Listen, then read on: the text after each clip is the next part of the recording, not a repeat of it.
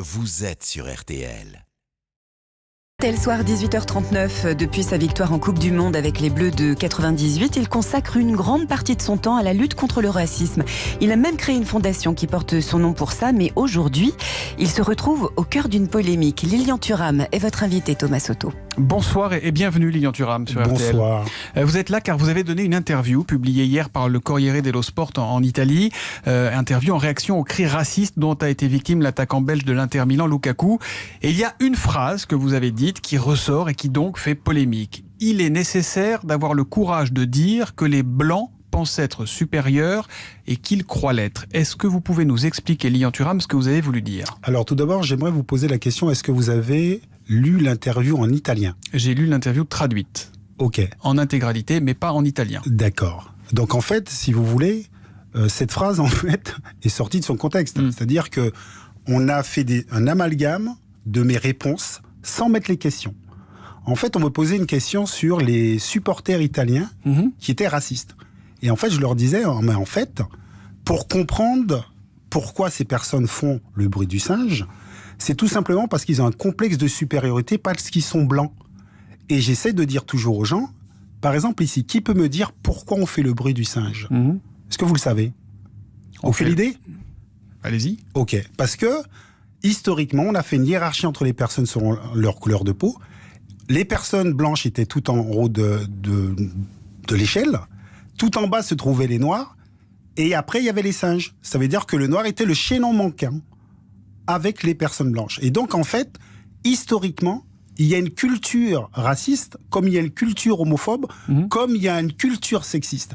Et donc, en fait, je trouve très malhonnête qu'aujourd'hui, on puisse faire des débats sur des choses qui ne sont pas expliquées.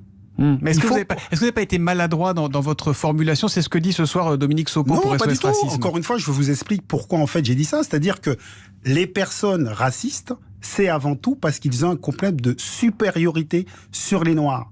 C'est-à-dire que lorsque vous êtes dans un stade... Mais vous pensez, pour être très clair, vous ne pensez pas que les Blancs se pensent supérieurs aux Noirs ? Les Blancs qui sont racistes. Les personnes qui sont en capacité de faire des bruits de singe à un Noir, ils sont racistes, ils ont un complexe de supériorité. Et d'ailleurs, j'ai même rajouté dans l'article que ce complexe de supériorité cache un complexe d'infériorité. Vous voyez ce que je veux dire ? Oui, absolument. Donc... Mais je vois surtout que vous employez des mots qui, évidemment, et vous le savez, parce que vous connaissez tous ces sujets par cœur, sont des mots inflammables. Et je voudrais vous citer ce que vous aviez dit, vous, le 13 mai. Vous étiez dans un collège de Viry-Châtillon face à des élèves de 5e et de 3e. Et vous disiez, vous étiez accompagné par des journalistes du Parisien, pour être tout à fait transparent, le début du racisme, c'est quand on met les gens dans des catégories avec tous les préjugés qui vont avec. Il est noir, donc il est comme ça. Il est juif ou musulman, donc il est comme ça. Il est blanc, donc il est comme ça. Est-ce que vous n'êtes pas tombé, là, malgré vous, dans la dialectique, le type de raisonnement de ceux que vous dénoncez ? Non, mais je pense que vous ne m'écoutez pas ou vous ne m'entendez pas. Encore une fois, je suis en train de parler de supporters racistes. Et je dis qu'en fait... Pourquoi les qualifier par leur couleur ? Alors, ils sont racistes, voilà. Ils sont pas blancs, ils sont pas noirs, ils sont pas asiatiques, ils sont racistes. Non, c'est pas la même chose. C'est-à-dire qu'il faut essayer d'expliquer pourquoi les gens sont racistes. Et là, ils tirent l'idée...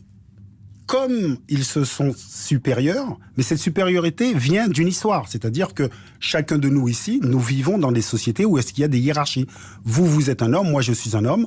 Effectivement, depuis des siècles, on éduque les hommes à se penser supérieurs aux femmes. Donc il faut être conscient de cela. Et donc, est-ce que vous pensez supérieur aux femmes ? Non, pas du tout, mais c'est pas individuel. Donc on peut pas dire tous les hommes se pensent ou sont éduqués. Voilà. Ah, j'ai pas dit tous les hommes.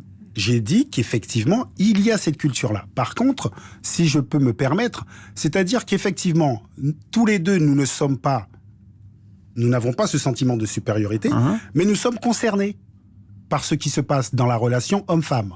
Donc, encore une fois, je reviens sur peut-être ce qui est très important. Je suis en train d'expliquer pourquoi ces gens sont racistes.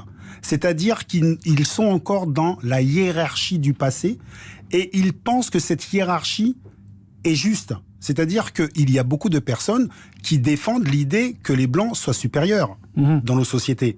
C'est pas quelque chose que je vous apprends. Mais peut-être, si vous aviez dit plus simplement, il est nécessaire d'avoir le courage de dire que ces racistes, qui par ailleurs sont blancs, pensent être supérieurs, voilà, ça aurait peut-être éteint la polémique. Ça vous touche cette polémique ou pas, Lilian Thuram ? Vous avez votre fondation contre le racisme, vous êtes très engagé là-dedans et aujourd'hui, vous vous retrouvez un peu au milieu de cette histoire. Ça vous touche ou pas? Ben écoutez, oui, ça me touche, bien évidemment. Je pense qu'effectivement, ça ferait plaisir à beaucoup de personnes de me mettre dans la catégorie raciste. Pour effectivement... Il y a beaucoup de réactions, notamment à l'extrême droite, sur le racisme anti-blanc, etc., etc. Oui, mais ça permet, vous savez, historiquement, lorsqu'on traite quelqu'un de raciste, c'est en fait de délégitimer sa parole. Et c'est vrai que parfois, j'interviens dans l'espace public avec des questionnements qui peuvent déranger. Donc effectivement, je peux comprendre certains discours. Mais encore une fois, moi, ce qui me surprend, c'est qu'en fait, d'une interview en italien avec des questions qui sont bien précises, on fait un article où il n'y a plus les questions, où plusieurs réponses sont mélangées, et on finit par dire c'est ce qu'il a dit. Donc on vous fait un procès d'intention à partir de phrases qui sont tronquées ou qui ne sont pas bien traduites. C'est ça ce que vous dites? Effectivement, c'est-à-dire que la première des choses qu'on doit se poser, tiens, je connais Monsieur Thuram, ça fait très longtemps qu'il travaille sur ces sujets-là. En fait, pourquoi il a donné cette réponse? Quelle est la question? Mais personne ne se pose quelle est la question. Et encore une fois, je répète, c'est en parlant de ses supporters... Allez-y, allez-y. Voilà, en parlant de ces supporters qui tiennent un discours raciste. C'est-à-dire, encore une fois, ce qui est très intéressant, c'est que presque on oublie la violence, en fait, d'être un joueur noir sur un stade. Ce que vous avez connu. Exactement, que j'ai connu. Les cris de singe, quand j'étais les enfant. bananes. Parce qu'il y avait des joueurs professionnels déjà à l'époque qui subissaient ça. Je l'ai subi quand j'étais joueur de foot. Aujourd'hui, ça existe. C'est-à-dire qu'à un moment donné, chacun de nous, nous devons nous sentir responsables de ce qui se passe. Mais malheureusement, il y a beaucoup de personnes qui pensent que ça ne regarde que les personnes noires. Et j'espère, encore une fois, de dire simplement aux gens, écoutez, prenez le temps d'écouter la souffrance. Et sachez que le racisme que subissent les personnes de couleur noire dans nos sociétés est lié à une histoire, comme le sexisme est lié à une histoire. Ça veut dire que vous ne regrettez pas vos propos, vous dites simplement qu'on les lise entièrement et dans leur contexte, vous ne regrettez pas, vous ne retirez aucun mot de ce que vous avez dit. Encore une fois, il faut lire l'article et je parle pas à toutes les personnes blanches de la Terre, je dis que ces supporters tirent ce complexe de supériorité de leur couleur de peau parce que RThistoriquement, il y a une hiérarchie qui a été faite entre les personnes. Merci beaucoup Lilian Thuram d'être venu ce soir à sur vous. RTL.